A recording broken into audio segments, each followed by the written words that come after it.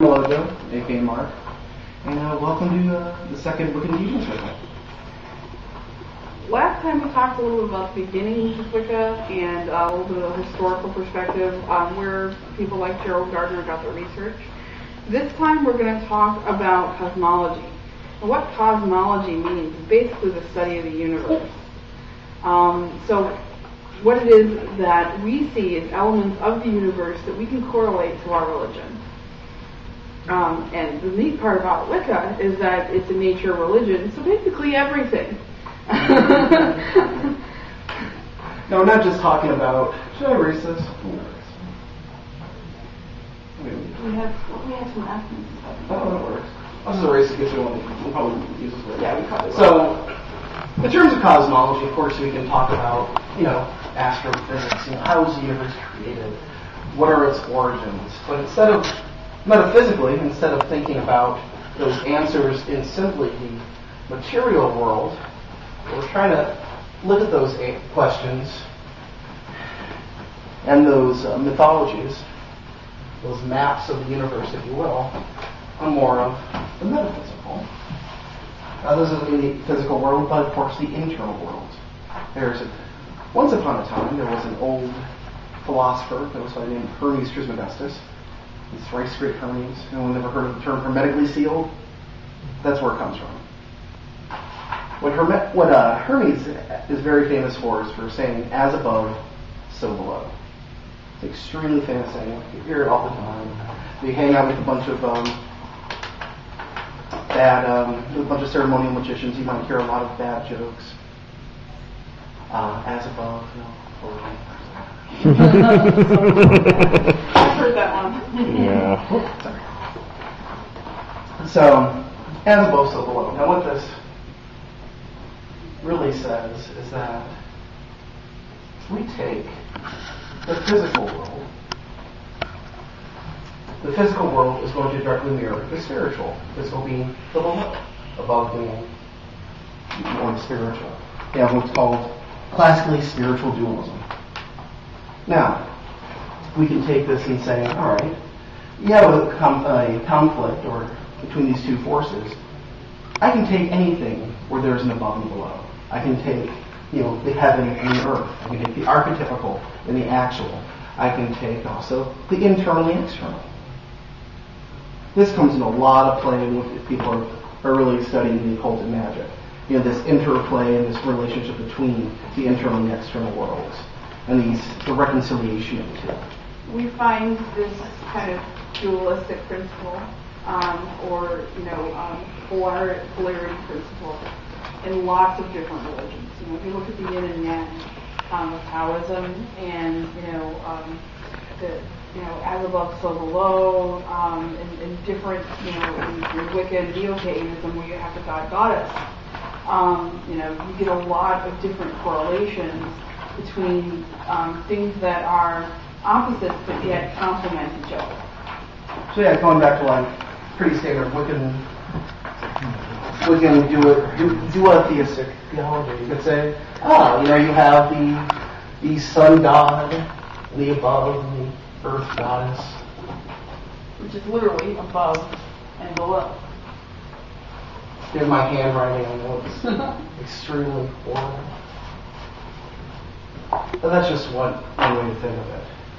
Now, in a lot of metaphysical thought, people will think of these two forces as, we'll just call it, for ease of use, heaven and earth.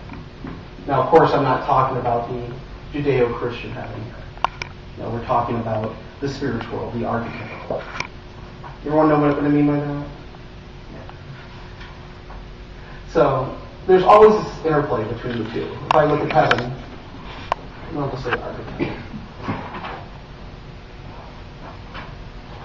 Then there's going to be this interplay. If I think of chair, the archetype of chair, if I'm a furniture maker and I'm making a chair, as I'm going from the thought in my head of a chair to the physical chair that I'm going to sit on, that you're sitting on right now, well, there's going to be this descending current. There's going to be this pattern of creation. Okay?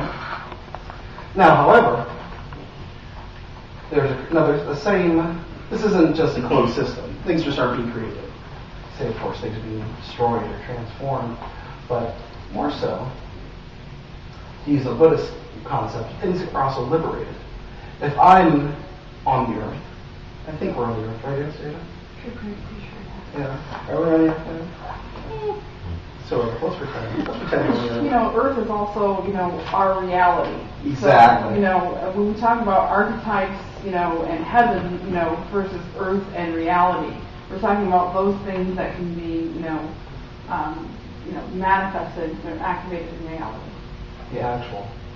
So let's say something. Here's an example. Let's say I'm in the actual world. Something happens to me. Let's say I lose my dog Spot. Spot got run over, right? Poor Spot, right? I was sad, but I'm also a blues musician, and I want to translate to my audience how upset I am and how much I'm grieving about Spot. So I can take my actual experience, and it becomes something more of the archetypical world. It becomes abstract. So these two forces are constantly happening. Let's see. Another good idea, I think, when it comes to archetypes and stuff like that, is anybody's read Plato. I don't want to get too dry into Plato, but Plato talks about shapes and geometry. And we talk about the perfect circle. We all know that there are things like, you know, that look like a circle, but are they actually a circle? You know, a circle being, you know, the definition of a circle is a point where all the sides are the same distance from that point. So can we create a perfect circle, or is it just in our minds? And how do we liberate that? How do we manifest that? You know, there are some, you know, so when we draw the circle, the idea is to get it to be as close to the archetype as possible. Now, taking that and extrapolating to the internal and the external worlds, let's take this, we'll have it in Earth, okay? Let's say H and E. And let's put it on its side. Now, if I'm talking about not heaven as in the abstract world, I'm talking about the archetypes, like my thoughts of something versus the actual world. Well, then I can replace that archetype with me in my internal world, and the Earth is that external world. Crazy, huh? Amazing what 90 degrees from you. So you can easily take that old Hermetic axiom into the internal and external worlds. Make sense?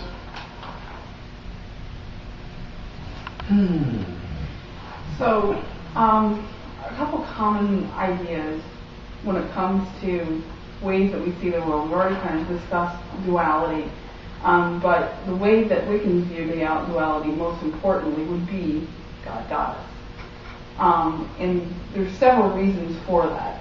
When we get into masculine and feminine energy, which is basically, you know, the heart of what God-Goddess creation idea comes from, which is, you know, that you need two different forces to create. You know, if you look at the world, you know, how are babies made? You know, you need a man and a woman to make a baby, or at least a sperm and an egg. That is the very basis of what it is to have receptive and projective energy, which is God-Goddess energy. Also, we're going to think about, you know, our roots of spiritual belief. We'll talk about, I guess we call it paleo-paganism. Sure. Throw out the fancy terms. Let's talk about, you know, what we call paganism from our ancestors. You know, if I'm Joe Kagan, okay, and I'm observing life happen, I see someone being born. That's a miracle process. A human being came out of nowhere. So I'm going to equate this with some divine process. And because I see creation happening, you know, from women, I will see like, well, if, you know, a woman has birthed a human being, well then it is a feminine force that births the world.